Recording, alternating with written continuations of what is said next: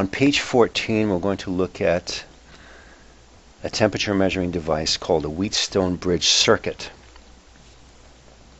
Here's the circuit diagram for it. It's fairly straightforward. I'll explain the application after I explain how this works. So we have a DC power supply. The short line represents the negative terminal, and the taller one represents the positive terminal in a DC power supply. Current flows from the negative terminal to the positive terminal.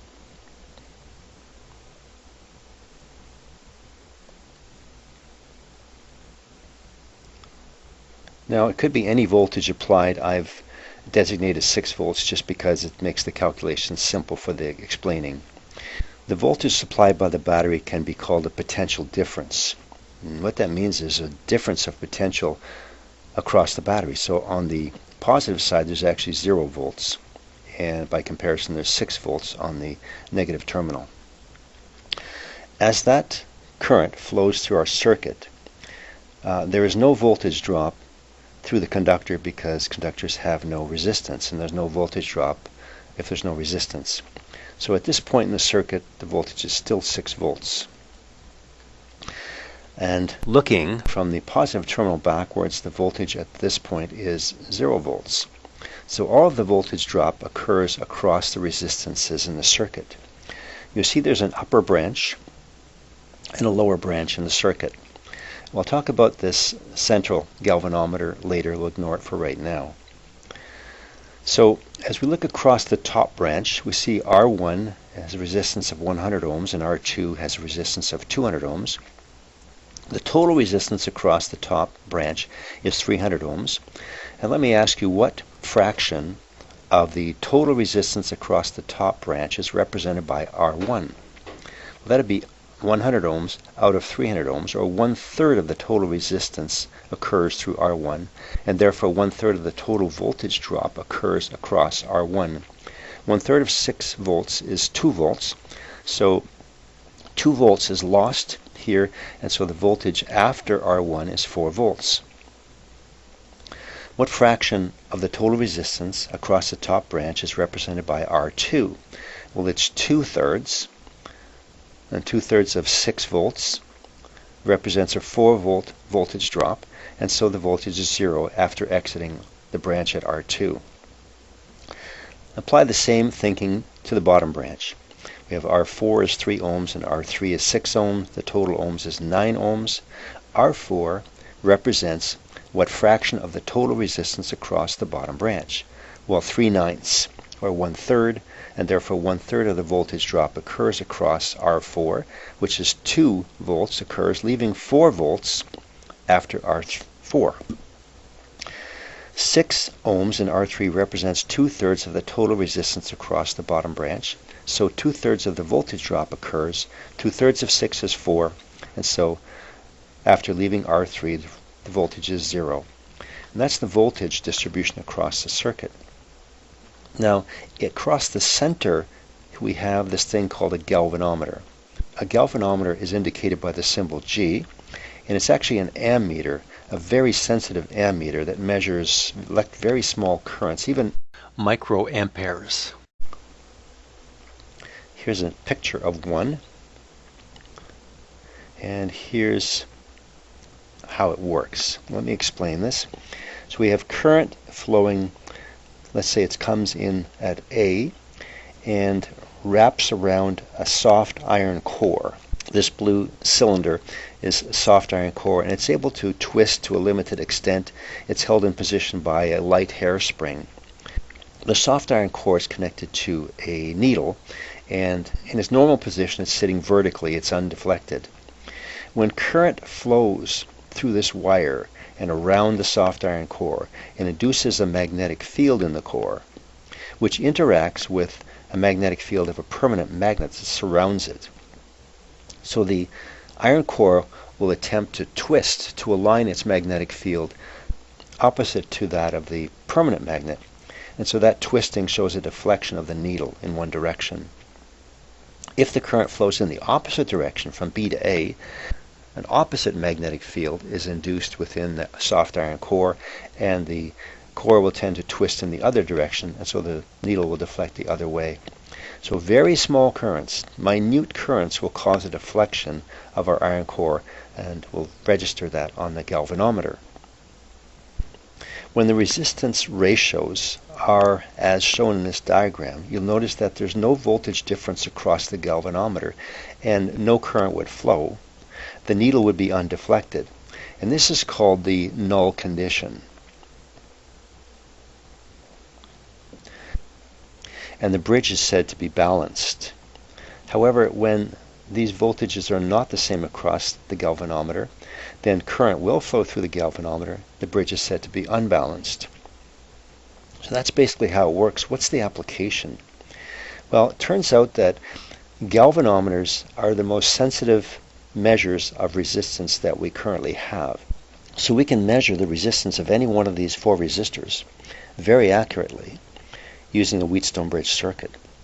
Let's say that R1 is unknown and we want to figure out what it is. We could put a known resistor, R4 and R3, in the bottom branch and just keep varying R2. At some point, the ratio of resistances across the top will equal the ratio of resistances across the bottom. Then we could calculate what R1 is. And how would we actually calculate it? We could write an equation that describes the ratio of resistances across the top.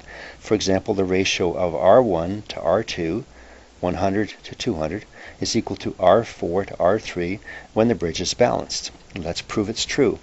Let's just say when R1, in our example, is 100 ohms, R2 is 200 ohms. How about the ratio of R4 to R3? R4 is 3 ohms and R3 is 6 ohms. So you can see that this equation is true. Each side equals 1/2. So if one of these was unknown, let's say R1 is unknown, we keep changing these resistors, R2, R3, R4, until the bridge is balanced. At that point, we know what R4 and R3 and R2 are because we can read their resistances. We could then use this equation to calculate R1. Another equation that will work for us is listed here. We could list the ratio of resistances vertically in the system. So I could say that R1 is to R4 as R2 is to R3. Let's check it out. If R1 is 100 ohms and R4 is 3 ohms, is it true that the ratio is equal here, 200 ohms to 6 ohms? Well, sure, both sides are 33.3, so that's also true. So there's 2 forms of a Wheatstone Bridge equation that you could use to calculate an unknown resistance. If we know the other 3, we have one equation with one unknown. Now we will be doing some calculations with the Wheatstone Bridge shortly. There's really no point in memorizing the formula because it seems every Wheatstone Bridge circuit I look at, they change the designation. You might have R1 and R4, R2 and R3 in different positions, so it makes no sense to try and memorize. It won't be the same. Just consider the fact that the resistance ratio will be equal across the top branch and across the bottom branch or vertically in the system when the bridge is balanced, and that's what we're looking for. Okay, so we can calculate very accurately an unknown resistance. Another way that R1 could be determined, that is to find a resistance where the bridge is balanced, is with something called a resistance decade box. This is something that's typically done in school. In place of R2, we connect these yellow posts. We could then adjust the resistance 1 ohm at a time on this dial on the bottom right, 10 ohms at a time in this middle lower dial, 100 ohms at a time, 1,000 ohms at a time, 10,000 ohms, and so on until the bridge becomes balanced. We could do it that way. That's a bit primitive, but it's a good learning situation. Now, an improvement on the Wheatstone Bridge is what's called the slide wire Wheatstone Bridge. So here we have the same circuit, but we have replaced the lower 2 resistors with a continuous uniform resistance wire. Something like a nichrome, nickel chromium alloy wire that you might find in a heating element of a heater. It glows, you've seen them, they glow orange in a toaster, that sort of thing. So they have some resistance and they're uniform. So what you could do is replace a fixed connection with a slide wire, and you can manually slide this connection on the wire up and down the resistance wire until you find a ratio of lengths or a ratio of resistances across the bottom that equals the ratio of resistance across the top. So this wire has uniform resistance. Let's say the connection was way down here, then the ratio of lengths would be small, L4 to L3. If I slide it up here, the ratio of lengths L4 to L3 is larger, and the ratio of lengths is equivalent to the ratio of resistances. We can measure the lengths with a ruler or other measuring device, and our equation could then be written in this way. The ratio of resistances across the top, R1 to R2, is equal to the ratio of resistances across the bottom branch, L4 to L3, using lengths instead of resistances. R1 is an unknown, the other three are knowns, we can solve for it. Now we can do one better than this. This bridge can become self-balancing if we include a small motor attached to this moving arm.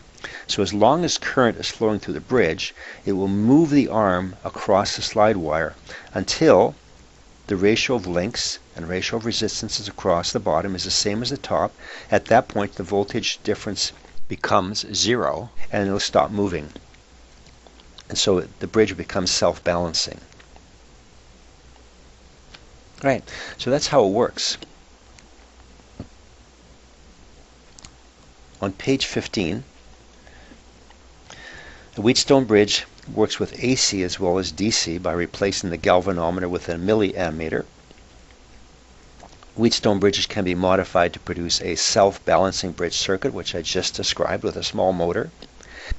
When the unknown resistance is temperature dependent, and they often are, think about thermistors, right? The resistance of a thermistor was very much temperature dependent. Even RTDs, the resistance of a wire, was temperature dependent.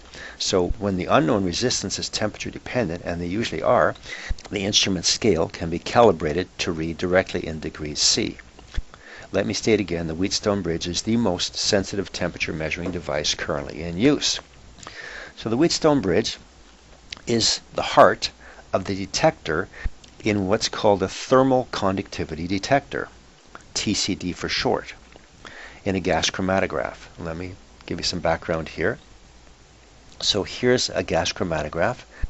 This HP 5890 gas chromatograph is head and shoulders the most popular GC that's been used in the world for the last 3 decades. And here's a schematic of how it works.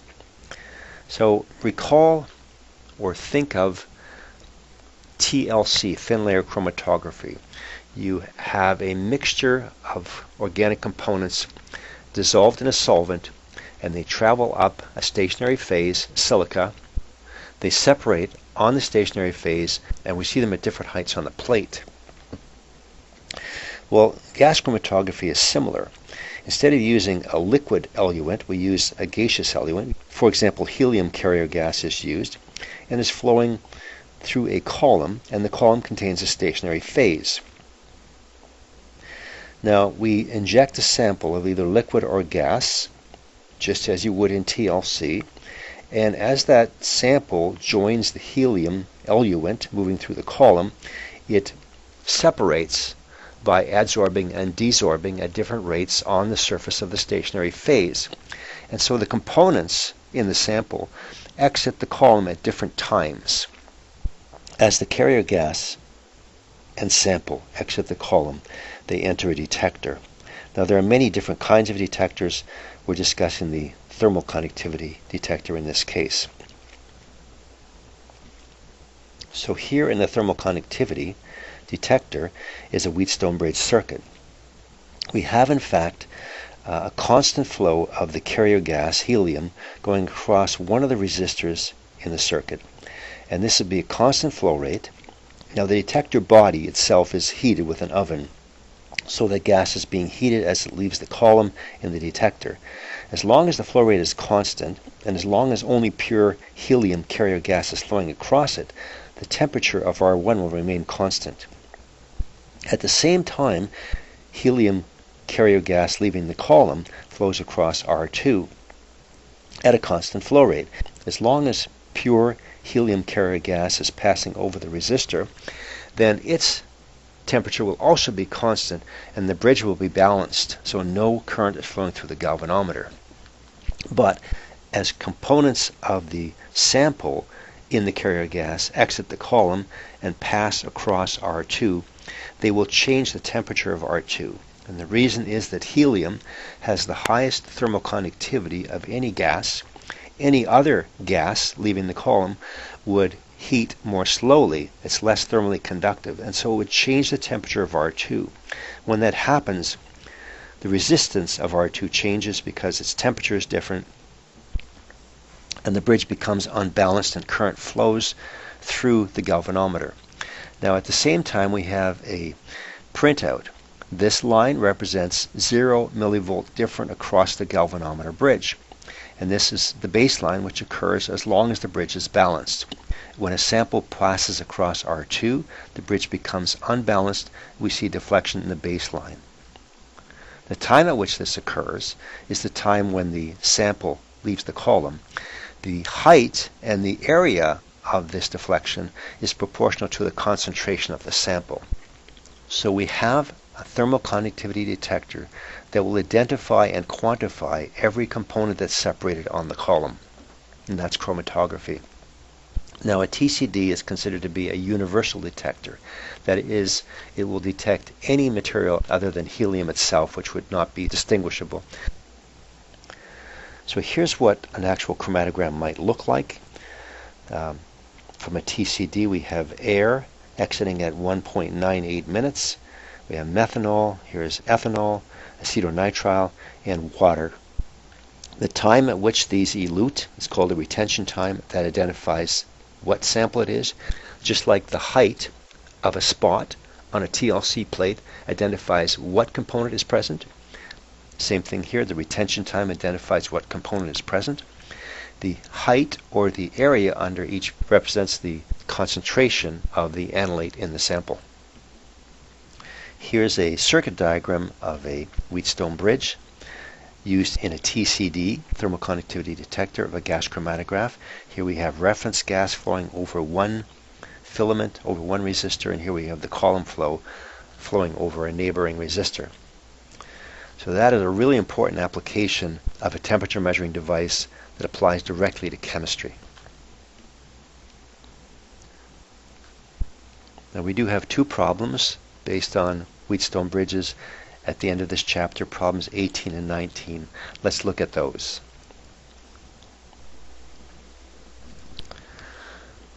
On page 30 we have two problems related to Wheatstone bridges, problems number 18 and 19. Problem number 18 says that a Wheatstone bridge is set up using a galvanometer and a 10-volt battery. The upper branch consists of two fixed resistors. R1 is 760 ohms, R2 is 1771 ohms, left to right respectively. The lower branch consists of a variable resistor, R3, and an unknown resistance, Rx, left to right respectively. Draw a labeled diagram of the circuit. I've gone ahead and done that. Now I drew it in a diagonal fashion because that's typically the way it appears in circuit diagrams. So it's the same upper branch and lower branch, just drawn diagonally instead of being drawn horizontally.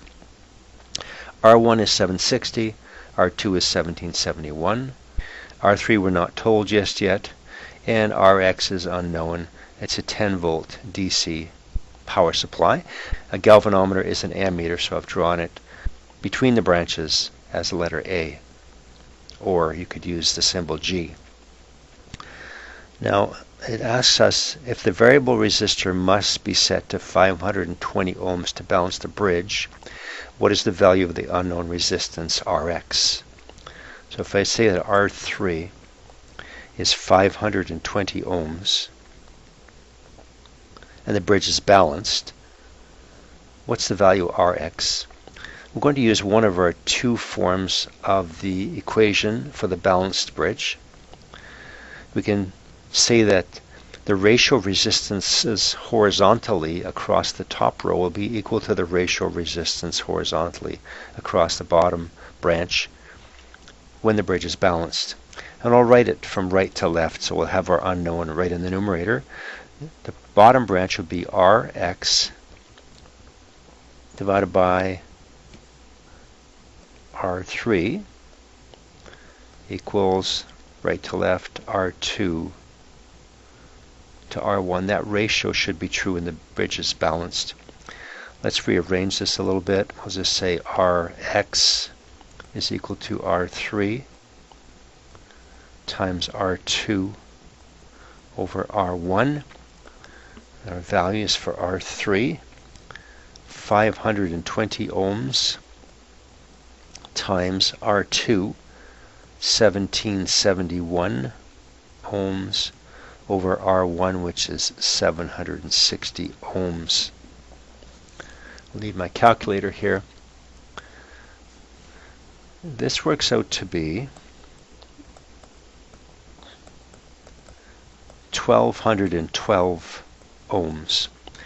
Now there's only 2 sig figs in a couple of these numbers, so if I round to 2 sig figs, that would be 1200 ohms is Rx. And that's it. Pretty simple calculation. You could have also made a ratio vertically and said that Rx is to R2 as R3 is to R1. Either equation describes the balanced bridge. Problem number 19. Now I've already drawn the diagram so we can look at it as I read it here.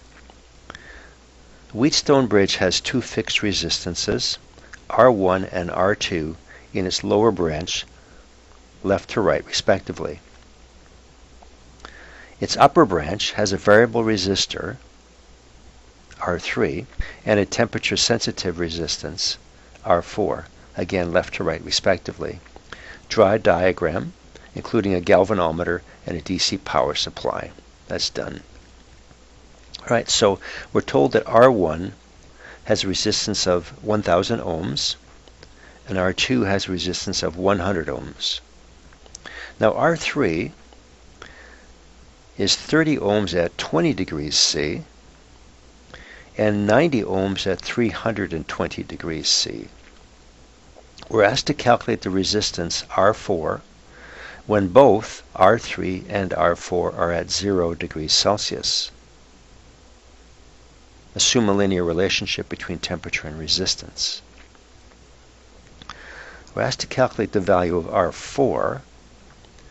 We can do that if we have values for the other 3 resistances, but we're told we have to have a value of R3 at 0 degrees C. We don't have that. How can we get that? So some resistance at 0 degrees C. If we had that, we could calculate R4. We need to get R3 first, and we have 2 data points. Let's use linear regression. So let's do that. We'll say X and Y, and I'll use temperature for X in degrees Celsius and resistance in ohms for Y. At 20 degrees C, we have 30 ohms resistance for R3, and then at 320 degrees C, we have 90 ohms resistance. So can we calculate the resistance at 0 degrees C? Well, we'll use linear regression, so enter on your calculator mode 1, which is stat, and then 1 again for linear regression. And you want to enter these 2 data points. So you can enter our first point, x1 will be entered 20. Hit the xy key, and then enter 30, which is our y point, and hit the data key. Then for the second point, second x value, enter 320, hit the xy key, then enter 90, which is our second y value, hit the data key. Now the data is entered. You want to forecast a value for y, given a value of x is equal to 0. So simply enter 0, then hit second function, and then y prime, which will forecast y. And you will get from that 26 ohms. So it's actually 26 ohms at 0 degrees C. So now we can calculate the value of R4. Let's write an equation here. I'll go horizontally across the top from right to left. I can say that R4 to R3 is equal to R2 horizontally across the bottom to R1. I'll rearrange this. R4 is R3 times R2 over R1. And values for this, we determined that R3 at 0 degrees Celsius is 26 ohms times R2 is 100 ohms over R1, which is 1,000 ohms. So that's a factor of 1/10. R4 is therefore 2.6 ohms.